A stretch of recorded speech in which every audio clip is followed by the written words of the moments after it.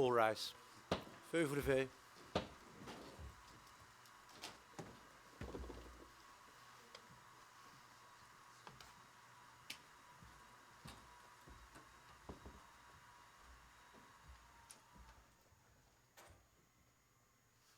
Please be seated.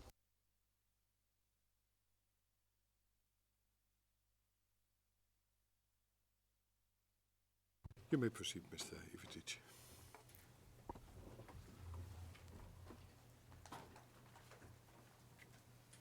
Your Honors, the prosecution would also have you believe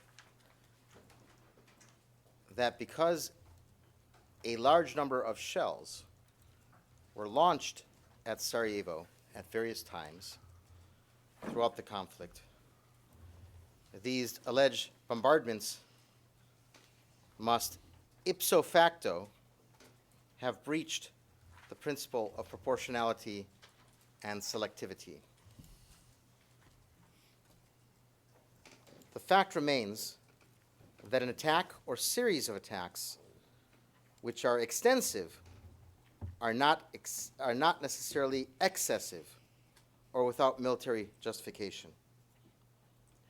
The explanatory footnotes of the AP1 suggests that, quote, concrete and direct overall military advantage, end quote, refers to a military advantage that is foreseeable by the perpetrator at the relevant time. This includes advantages which may not necessarily be temporarily or geographically related to the object of the attack. In other words, the proportionality of an assault should be viewed in relation to the operation or conflict as a whole and the military objective therein. This approach has been adopted by a number of countries around the world, as evidenced in their respective military manuals, including, among others, as we now see on the screen, Canada, Australia, Germany, Italy, the Netherlands, New Zealand, UK, the US, and most importantly, the SFRY. The overarching military objective for the SRK was the complete cessation of hostilities in Sarajevo. In accordance with this, they acted pursuant only to a strategy of self-defense. They did not seek to take Sarajevo or advance their positions for any reason other than to improve their ability to defend against the assaults of the ABIH. The prosecution ignores this latter point in their final brief, particularly when discussing the Otes, Lukovac 93, and Panzer II operations in paragraphs 938 through 956 of the prosecution final brief, and suggesting that their associated directives somehow evidence a common criminal plan. A proper assessment of proportionality requires an understanding of the objective with which an assault was launched. For the SRK, this was those two prior mentioned objectives: the defense of their position and the complete cessation of hostilities. The, quote, bombardment, end quote, for example, alleged in paragraph 779 of the prosecution's brief, alleged to have taken place on 21 March 1993, is actually evidenced to have been a legitimate act of self-defense against an intense ABIH assault on a key SRK supply route, the Pala-Lukovica Road. RM 176 testified about that. As their key supply route, the road was of significant importance to the SRK and their ability to effect the defense of their positions. The neighborhoods alleged to have been impacted by this bombardment all contained key military targets. Witnesses Shechowatz, Sladoje, Gino, among other evidence, talks about that.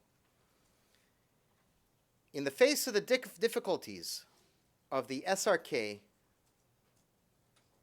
would have faced in defending their positions had the ABIH attack been successful, the intense but short-lived shelling of these targets was evidently proportionate.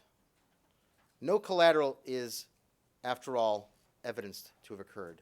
That is to say, no collateral damage is, after all, evidenced to have occurred. Incidents G1 and G2 are evidence of the SRK acting pursuant to their objective to bring a permanent resolution to the conflict in Sarajevo. In implementing the G1 campaign, quote, all military targets that were in the area of Sarajevo were part of the plan for combat, end quote. We see that evidence at transcript page 4990. Mladić's orders were understood to apply only to valid military targets, many of which were located in the Old Town, where, according to prosecution witness Wilson, quote, the weight of fire seemed to be going, end quote. Transcript page 3970. No evidence beyond this is led that any non-military targets were deliberately engaged. In the context of the consistent and enduring attacks by the ABIH on SRK positions, the failure to negotiate peace by political and diplomatic means, and the expressed intent of Izetbegovic to continue the conflict in Sarajevo almost at all costs, it surely can be understood that a complete cessation of hostilities could not have been achieved in Sarajevo without the use of considerable force. However, the cessation of hostilities would not only have enabled the SRK to fulfill their objective in Sarajevo, but would also have saved countless lives and millions of dollars on all sides of the confrontation. The military advantage anticipated was therefore considerable. Intense and prolonged assaults of this nature have been used by countless armies around the world to achieve their objectives. Such assaults are often referred to as shock and awe, or, quote, rapid dominance, end quote.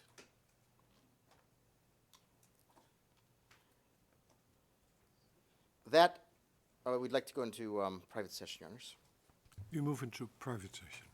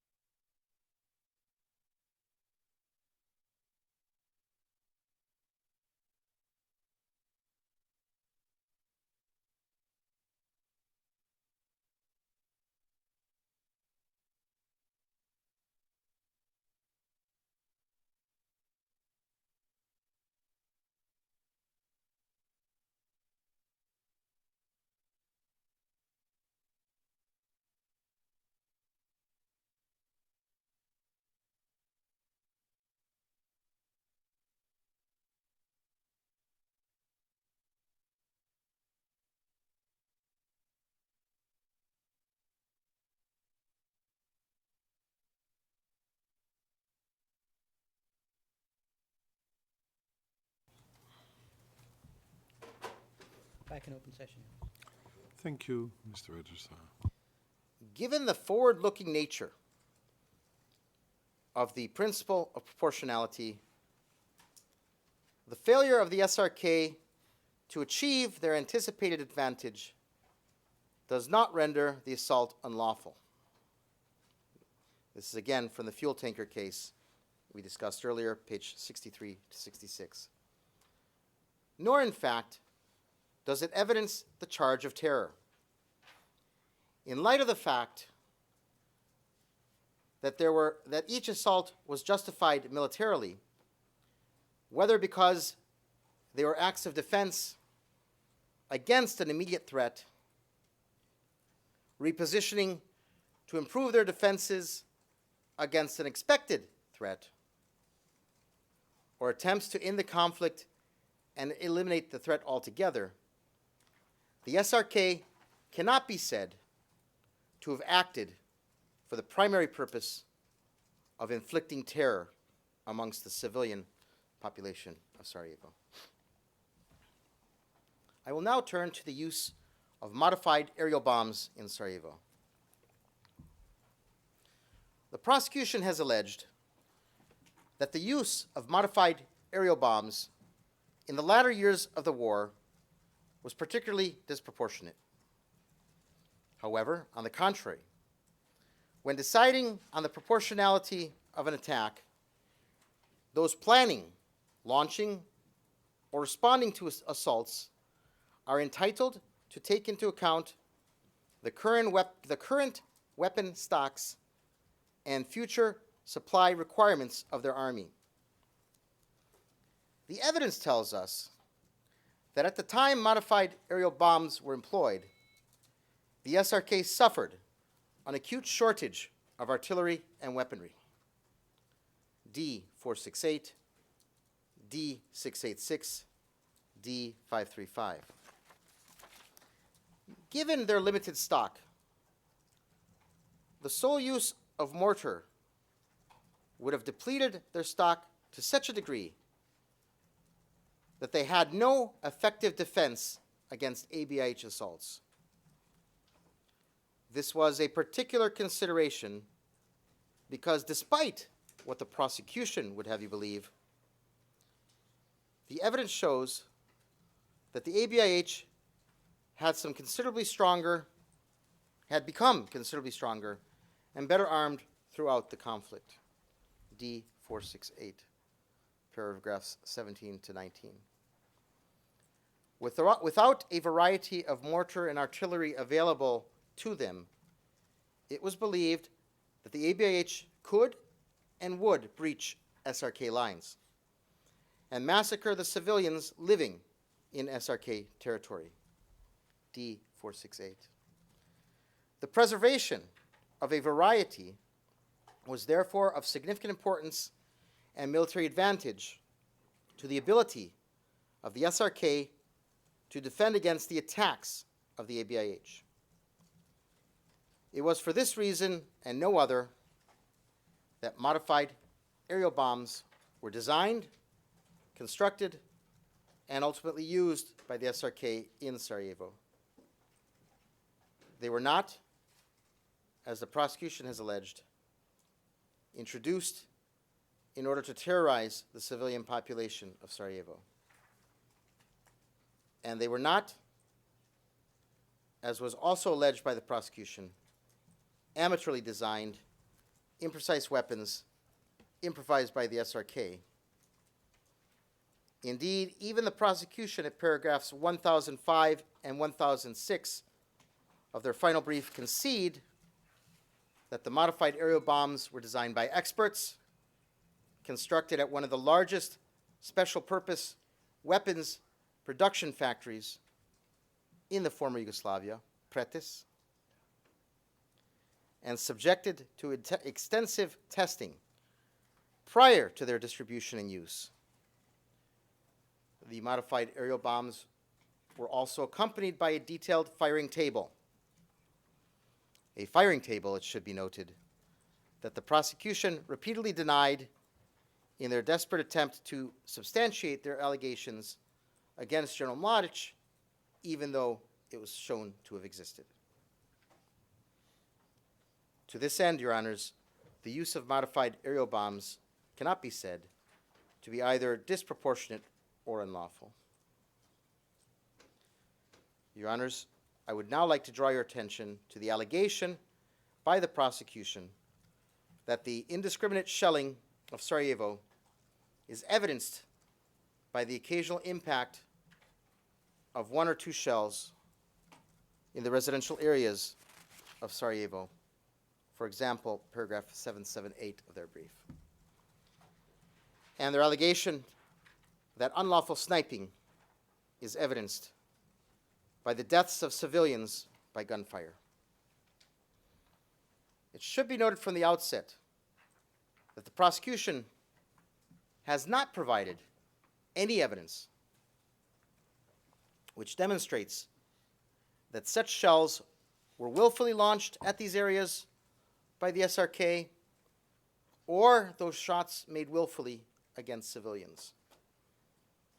This is particularly so given that it is a known fact that the accuracy of any weapon is affected by a number of factors, including weather and atmospheric condition. Witness Hamill, transcript page 5525. And that natural, unavoidable variations occur between weapons, even those of the same type and make. This should be borne in mind when analyzing incidents such as G6, in which the prosecution have alleged that the SRK fired 3 rounds at Gatelova Street and Bosanska Street in Alipashino Polje, completely ignoring the fact that the prosecution's own witness admitted that the ABIH's Kulin Ban barracks was located on the other side of the building from where the mortar impacted. This is at transcript page 4293. And the prosecution counsel demonstrated apparent ignorance by asking if the witness personally knew Mr. Kulimban. The Kulimban barracks stood a mere 150 meters away, as visualized in D82. This is well within the accepted beaten zone of a mortar system, as testified to by prosecution witness Hamill. The majority of damage which occurred to civilian objects in Sarajevo occurred on or near the front line. Only a comparatively small degree of damage occurred without apparent military justification away from these areas. P640, page 16. The prosecution has not evidenced that General Mladić willfully ordered the shelling of these positions or that the SRK deliberately engaged them. As such, the prosecution cannot claim that these unintended impacts of both artillery and gunfire, if caused by the SRK at all, were not the result of weather conditions, faults in the weaponry, or natural variations between the weaponry. SRK assaults on Sarajevo cannot therefore reasonably be considered unlawful or made in the pursuit of terror merely because a small number of sniping or shelling incidents are alleged to have impacted on non-military targets. Arguably, in fact, the city of Sarajevo itself consisted a valid military target in its entirety. As the court is undoubtedly already aware, Article 3C of the ICTY statute, as well as general international law, prohibits attacks or bombardments by whatever means of undefended cities. Nevertheless, Sarajevo does not qualify as an undefended city due to the substantially spread out military activities occurring throughout that city. Under the military manuals and national practice of Bosnia and Herzegovina and the SFRY, in order for a city to be undefended, it must have been recognized as such by the parties, or it must fulfill certain conditions such as lack of armed forces and activities of a military nature. We see this from both the 1992 BIH military instructions and the 1988 SFRY military manual. International law dictates that the respective city must have been recognized by the belligerent parties as, quote, open, end quote, or, alternatively, that it must fulfill certain preconditions, such as lack of a defense and any armed forces. This comes from multiple military manuals, including the UK, Canada, Australia, Belgium, Germany, and the United States. Just to be sure, is it a position of the prosecution that Syria was an undefended city? I don't believe you heard that in the as an argument in the final brief. I don't believe you heard it from Mr. Weber during his argument, but you'll hear our response to that position, that assertion by the defense, in our rebuttal. The issue is no, we haven't made that. That's not the reason that the terror campaign was illegal. No. So I'm raising it, Mr. Mladić, because apparently you are responding to a position which, at least as such, even I think a search through the final brief on undefended doesn't give any hint at all, but please keep that in mind if we are proceeding. Please proceed. I will, Your Honor, but they're charging the case under the statute which applies to undefended localities, so I believe that they are making that implicit representation, and that's why we're responding to it. What statute is Mr. Mladić talking about? I wish you'd ask him that, Mr. President, in terms of charging it under the statute referring to undefended cities. How does he incorporate that into the prosecution's argument? I just read it, but I'm not here to engage in a debate, Your Honors. I'd like to continue. Well, we are here to hear final argument, and to the extent the chamber, and to the extent we have a question mark on whether you're responding to a position by the other party, we are in a position to clarify that. But please proceed, keep this in mind. Okay. International law. Mr. Mladić should refrain from speaking aloud. Mr. Lukic. Mr. Lukic. Could you take care that Mr. Mladić continues at an inaudible volume? That's exactly what I'm trying, Your Honor. Yes. Okay. And then otherwise he should save his comments to the next break.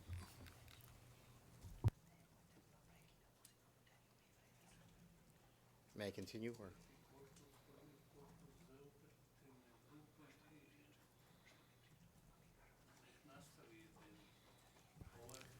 Yes. Could Mr. Mladić now refrain from speaking aloud?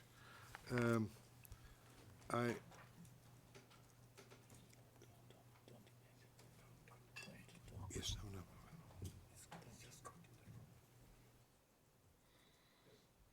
Thank you. We understand you're quoting the law. Fine. Please proceed. As is already known, Sarajevo was the scene of strenuous and long-lasting combat. The imposition of the 1994, Your Honors, I'm told the translation has ceased.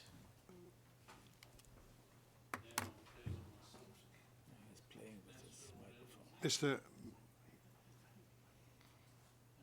Mladić should stop speaking at a volume we can hear. He was just complaining that he didn't have translation. He has to warn us about that. Yes, no, that's fully accepted. Is anyone else using BCS so as to verify whether translation is perhaps? It's fine now. Okay, then if there's no translation, Mr. Lukic, it goes without saying that Mr. Mladić always is in a position to raise that matter. Please proceed, Mr. Mladić. the imposition of the 1994 demilitarization agreement in Sarajevo having failed, there was never any agreement as to the status of Sarajevo as an open city. On the contrary, as much as the prosecution may not like it, the evidence shows that the city was at all times occupied by ABIH personnel and with a significant number of military objects, thus rendering Sarajevo a defended city. Furthermore, the strategic location of Sarajevo, its industrial capacity, and its very nature indisputably confer an effective contribution to military actions. It is the capital and the biggest urban settlement in BIH, which ipso facto renders its destruction, capture, or neutralization a definite military advantage. Moreover, the neutralization of the BIH troops present in the city offers an incontestable military advantage.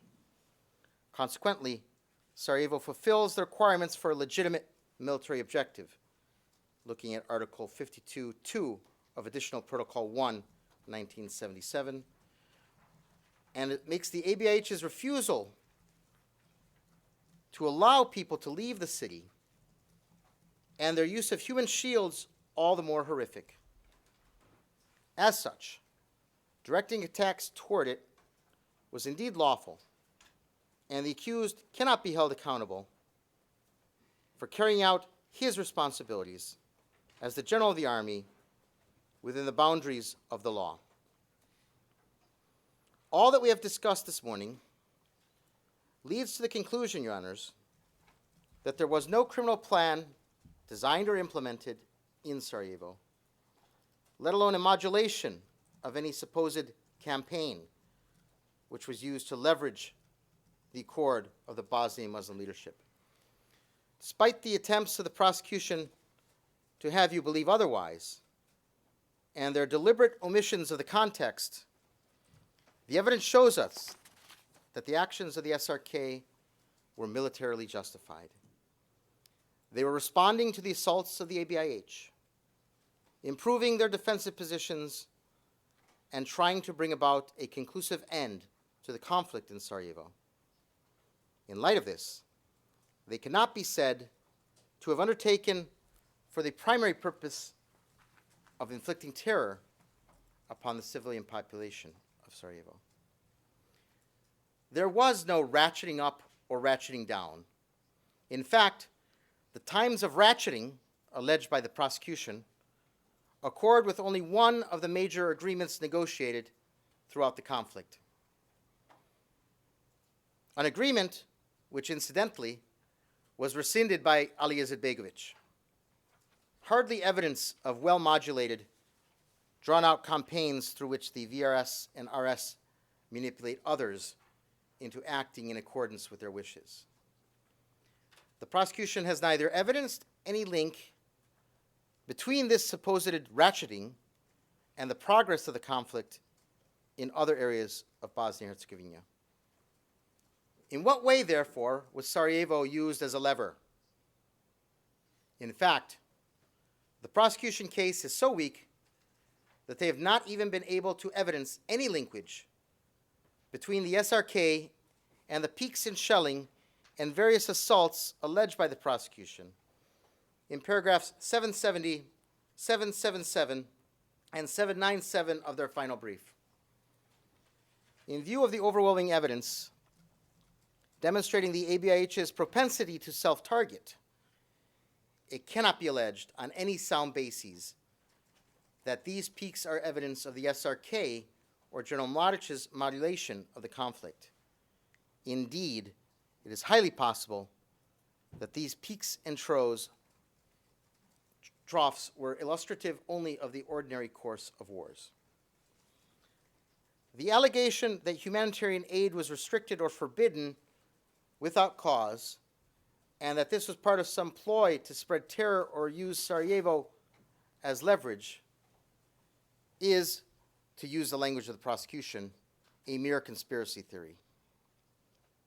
In referencing the defense brief at transcript page 44502, Mr. Weber selectively omitted to address the substantial amount of evidence which demonstrates the widespread and pervasive abuse of the airport and humanitarian aid convoys to smuggle in weapons, ammunition, and military goods for the ABIH. And the evidence which shows that once these illicit goods were removed, and sometimes even in spite of the presence of these illicit goods, humanitarian aid was permitted to continue. In fact, a UNHCR investigation undertaken in 1993 found that over 2,500 tons of food had been stockpiled, only a fraction of which was reaching the civilians, a situation which changed little throughout the war. A 1994 report finding less than a third of the aid brought into the city actually reached civilians. D8, page 3, P7779, page 3. It is preposterous to suggest that the accused could somehow be responsible for hoarding of aid by the BIH side. Similarly, given the evidenced attacks of the ABIH on the supply of gas, water, and electricity into Sarajevo, any periods of disruption are attributable as much to the actions of the ABIH than any other, and as such, do little to evidence the prosecution's claim that General Mladić modulated the supply of these services as a form of leverage.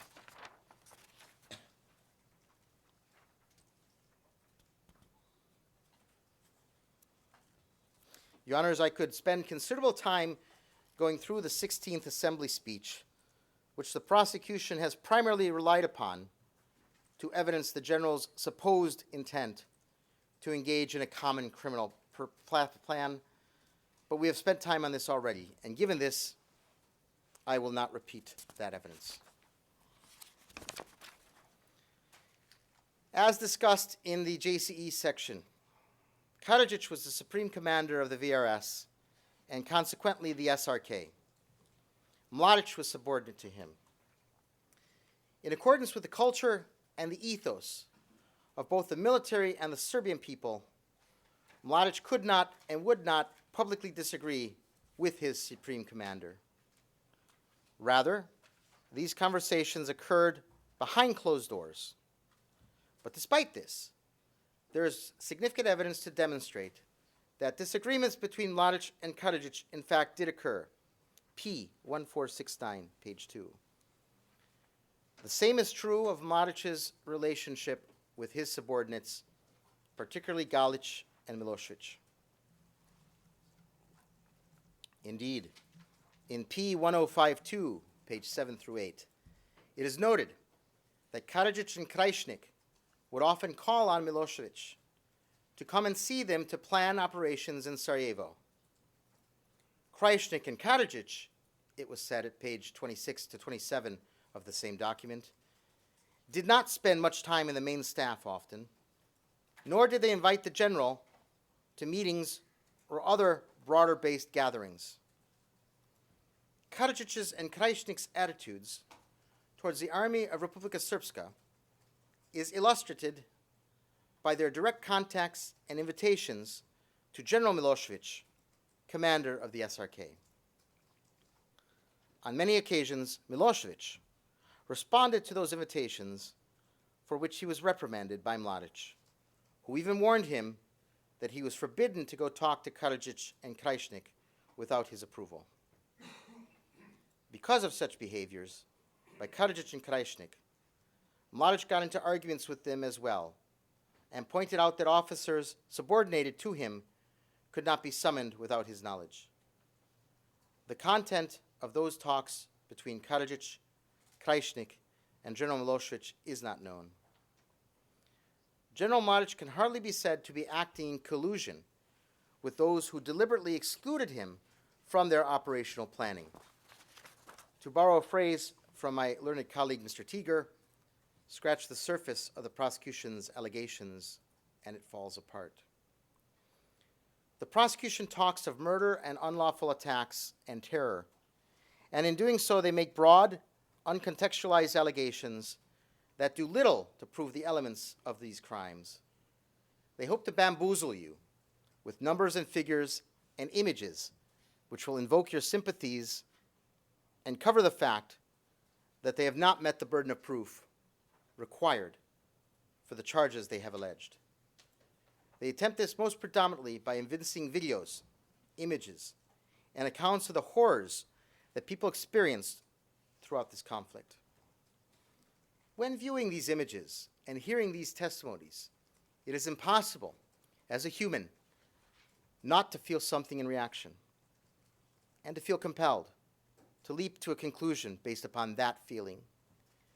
And it's easy to forget in the midst of that these images predominantly depict only one perspective of the conflict, that from inside Sarajevo, where, incidentally, most of the international personnel and media were stationed.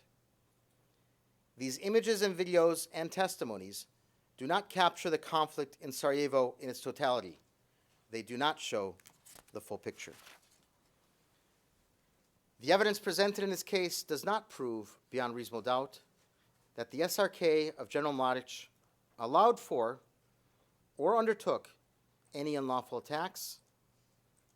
It does not show that terror was intended or that the death of any person in Sarajevo was the result of deliberate actions of either the SRK or General Mladić.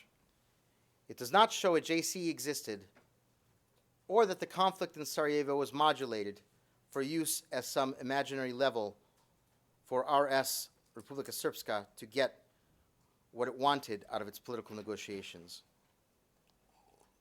What it does show is that the SRK and General Mladić fought in defense of their homes, their lives, and their right for every ethnicity to be treated as equals, both politically and socially.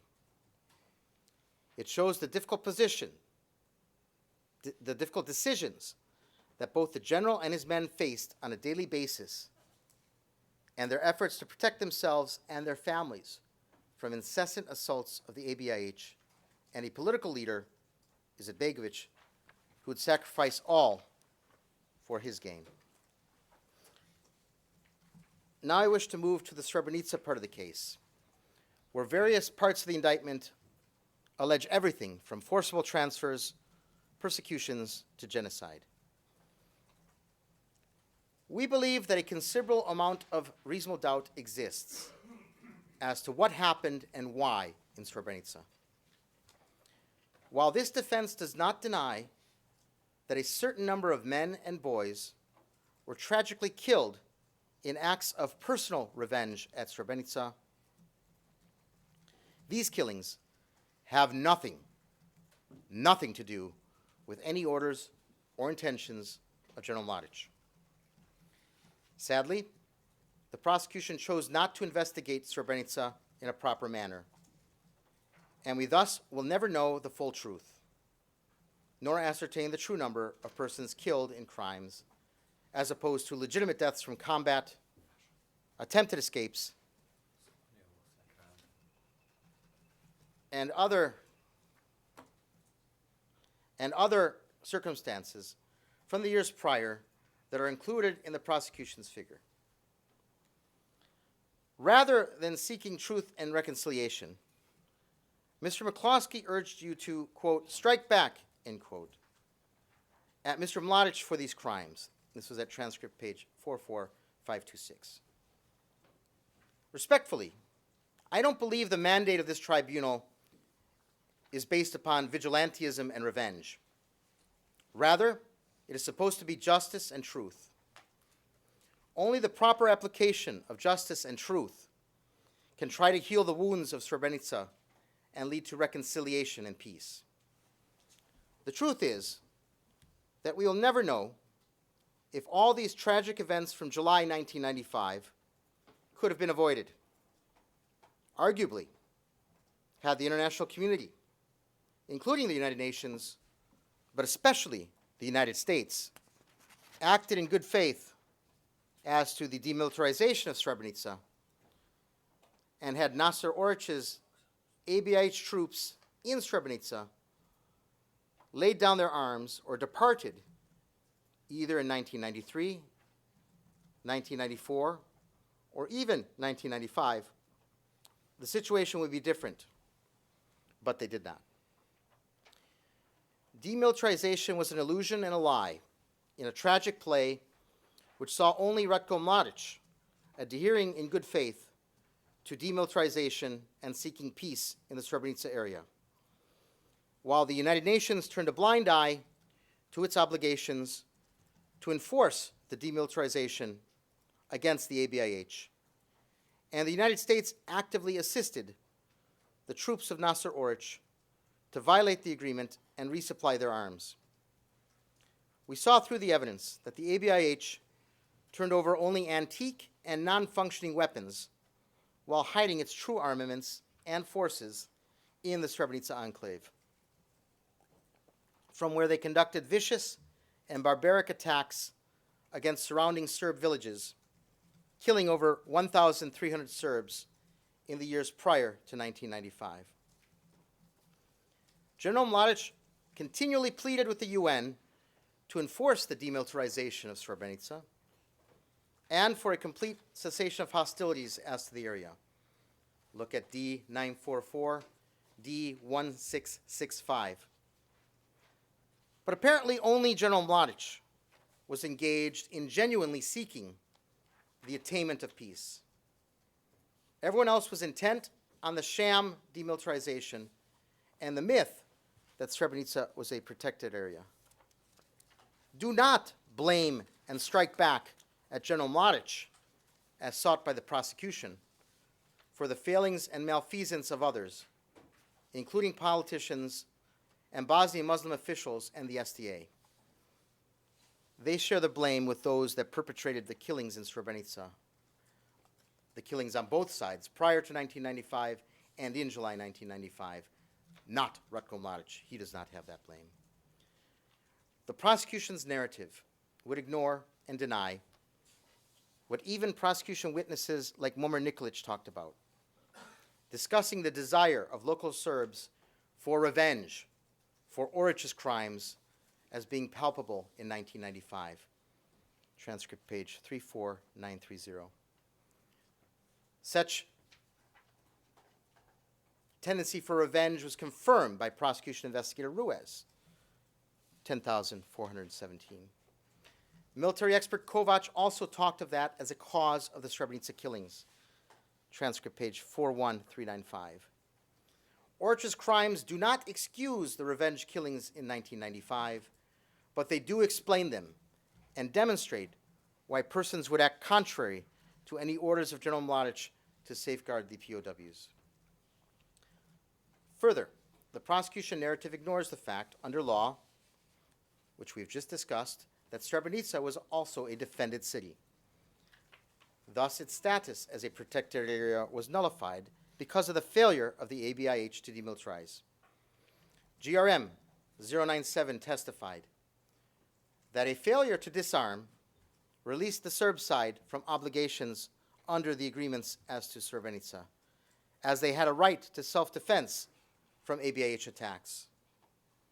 Witness Akashi told us that the Secretary General of the UN complained of the flaws and failures of the UN protected area regime to the UN Security Council to no avail, including the failure to demilitarize the enclave and that the ABIH was continuing to militarily use Srebrenica to stage attacks.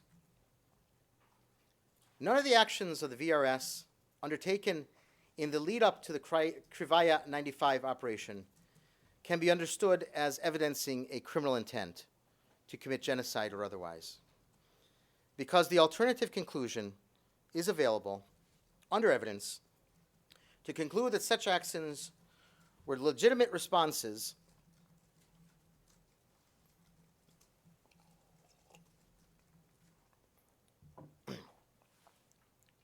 to the attacks and encroachment of the ABIH forces from Srebrenica.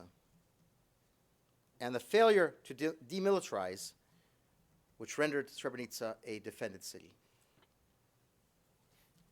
Again, prosecution expert Butler and Mr. McCloskey have conceded that even the very operation of Krivaya 95 is a legitimate military aim, and therefore, Your Honors, it cannot be used as evidence of a crime. We saw that last Friday with a PowerPoint where I showed you their positions on that from the record. And now, despite that, in the final brief of the prosecution, at paragraph 1116, the prosecution presents a new theory, namely that Krivaya 95 was meant to force humanitarian conditions, forcing people to leave. And we heard already last week how the prosecution tried to misrepresent the Fontana meetings contrary to the evidence and conclusions of Mr. Butler. Don't let them do that. Once they've said something is not illegal and not criminal, they can't go back and claim it is. Thus far, we have demonstrated in our submissions that the prosecution position seeks to disavow and defeat no fewer than 3 of their own expert military witnesses. The defense cannot stress enough that the prosecution has conceded through their expert, Richard Butler, that not a single order of General Mladić has been found which orders any of the killings alleged as the Srebrenica. For the record, he said that at transcript page 16,573. Your Honors, that is pretty compelling of reasonable doubt and acquittal right there. Such a result, acquittal, becomes all the more necessary the more you review the prosecution evidence. And as a preliminary matter, last week it was suggested that the Mladić defense is blaming General Krstić for the crimes of Srebrenica. Nothing can be farther from the truth. It's not our job to accuse anyone nor prove anyone's guilt. Last week, the prosecution showed several videos of Potocari to demonstrate how, quote, images that speak for themselves, end quote, of people fleeing. This is at transcript page 44536 and 44537. Yet the images that you were shown were craftily edited, such that in one segment you were shown a vast image of civilians, but General Mladić speaking and addressing them was cut out by the prosecution, as was the expressions of gratitude towards General Mladić from this crowd of people. We will see those missing clips later in this presentation. But now I want to take a step back and first respond to the allegations of forcible transfer. Last week, Mr. McCloskey said, and now I quote him from transcript page 44537, quote, "The idea that these people voluntarily left is insulting," end quote. Strong words. I dare say then that whatever insulting behavior upset Mr. McCloskey, it is misplaced if he looks at my client for the reason they left. Nothing can be farther from the truth. But let's take a look at Mr. McCloskey's own evidence on this topic, because again, he is the one with the burden of proof. And his own evidence demonstrates Mr. Mladić cannot be blamed for any of the forcible transfers from Srebrenica. In fact, prosecution evidence demonstrates that it was first the BIH command in Srebrenica themselves who decided to abandon Srebrenica and directed the civilians would go to Potocari, to the UN base there, whereas the males would start off in a military formation and set out from Shushnyari and try to break through the Serb lines. Prosecution witness RM253, prosecution exhibit P1547, paragraph 2. If there's a need to be insulted, the rage should therefore be against the Bosnian Muslim leadership, not Mladić. My client cannot be held responsible for the acts of these persons. This is either evidence of a voluntary departure or the SDA and ABIH forcing their own people to go. Either way, General Mladić is not to blame. If we can have the slide on the screen.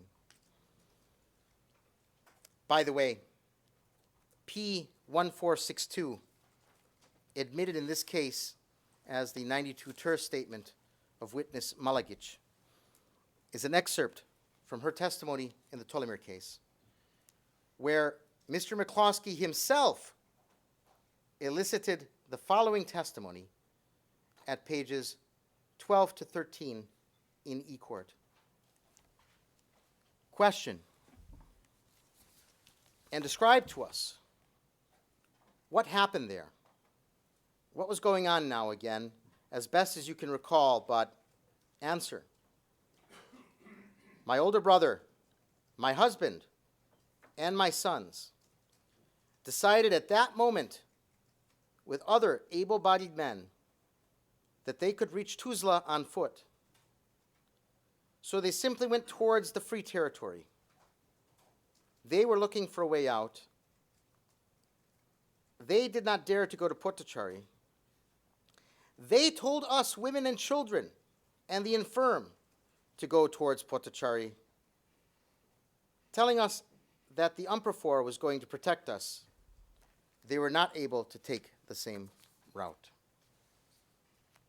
Again, the evidence led by Mr. McCloskey does not evidence Mr. Mladić telling people where to go. The Bosnian Muslims decided for themselves.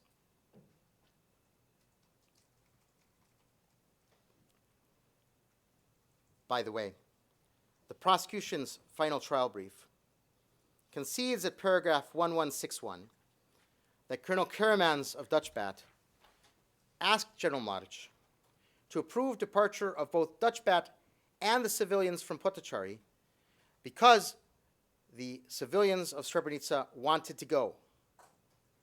The brief says they wanted to go. Pay attention to what the prosecution has conceded. Reasonable doubt, and therefore this case is worthy of acquittal. Now we have also in evidence prosecution witness Franken. And D280 is the statement he gave to the Dutch Ministry of Defense, page 6 of which has been excerpted in the slide that we have before us. And we see here, it says, regarding refugee transport, it was agreed with Mladić that UNPROFOR would supervise it. Our role was to provide as much presence as possible and to escort them. The men were separated from the women. The Muslims agreed to let the men be investigated for war crimes under the supervision of the UNHCR and the Red Cross. And then we have NB. Franken says he is in the possession of the English and Bosnian text of the agreement with Mladić. He himself proceeded on the basis of an oral translation by the interpreter. From this evidence, one can conclude a totally benign status of refugee transport, not deportation nor forcible transfer. Reasonable doubt means acquittal. Then if we look at the entirety of the context, it is clear that the UN personnel, both inside and outside Srebrenica, determined that a humanitarian evacuation, not a deportation, not a forcible transfer, of civilians from Potocari was a necessity. Among others, we heard Generals Nicolai, Major Franken, and Colonel Boring all attest to that fact under oath in the courtroom. And again, they used the word evacuation. Documentary evidence of the VRS demonstrates that what was intended and understood from their side was, again, an evacuation. And that terminology was used. Look at P1714, for instance. Respectfully, the prosecution hopes, by referring to these events as forcible removal or deportation, that they can ignore and overcome the plethora of evidence to the contrary. I propose now to take a look at P1165, the witness statement of prosecution witness General Cornelius Nicolai, taken by the prosecution in 1996, and paragraph 59 of the same. If we can have the next slide. Again, if the prosecution feels insulted by what is said in here, that feeling of insult was not shown when this document was tendered by the prosecution. Looking at this particular paragraph of the statement, it says here, quote, Colonel Karamans commenced negotiations with General Mladić that night, and I was advised for the first time that Mladić was on the ground there. The next day, the negotiations were to continue with Mladić. We were instructing Colonel Karamans on what he had to do during these negotiations by telephone and in writing. We instructed him to stay with the civilian population so that he and his men could observe the evacuation in order that it would be carried out within the international rules. Directly after we stopped the air attacks, we realized that the civilian population would have to be evacuated from Srebrenica. There was no food, enough medical care, or even protection from the weather for the people there. We had hoped to do this under the cover of the UNPROFOR troops and even use UNPROFOR trucks if necessary. On the 11th of July, I had informed the Dutch Minister of Defense of the planned evacuation and our intention to use UNPROFOR trucks, and he had agreed to this. What is clear from this is that UNPROFOR, after it stopped the air attacks, decided it must evacuate the civilians from Srebrenica. There was not a consultation with Mladić before they decided this. It was the UN that decided before Karamans even met with General Mladić. Again, if we are to view the departure of civilians from Srebrenica as a crime, as part of a JCE, then the prosecution's own evidence implicates that this crime would have to be hatched by UNPROFOR, by the Dutch Minister of Defense, and by the Dutch Chief of Staff of UNPROFOR at BH Command, not by General Ratko Mladić. And let's recall that General Nicolai was rather honest about this fact when he testified here.